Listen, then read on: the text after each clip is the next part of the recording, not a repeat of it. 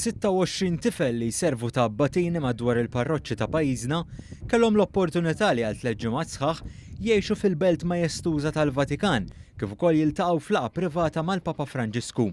L-abbatini li l-età medja tagħhom hija ta' 12-il sena għamlu din l-esperjenza reliġjuża fil-Vatikan wara proċess rigorus li kien jinvolvi żewġ eżamijiet. Tul dawn it-3 ġimgħat l-abbatini Maltin kienu assistiti minn qassisin u seminaristi.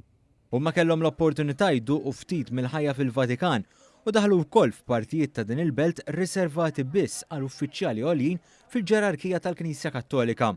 Bil-ġenituri tagħhom ħerqana l-wasla tagħhom f'Malta, Wanjus iltaqa' ma' Mark Mifsud u Sven Azzopardi, żewġ abbatini li temmew din l-esperjenza b'suċċess. Mark, abbati fil-parroċċja ta' Swatar, spjega dak li għaddew minnu tul dawn l-aħħar 3 ġimgħat. Esperjenza tajba, ħadna pjaċir. Fil-għodu kellna noqogħdu ngħinu l-qassisin u noħorġu magħhom għall-quddies u nlibsulhom il-pjaneti u hekk.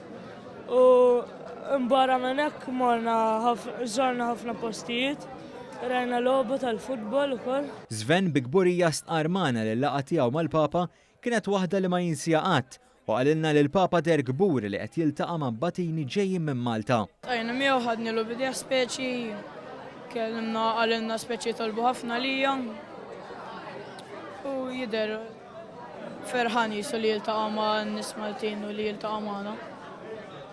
Sabiħa u esperjenza li mhux kulħadd jista' jġib anke il-post fejn konna ngħixu ġewwa l-preseminarju, mhux kulħadd jista' jidħol esperjenza unika.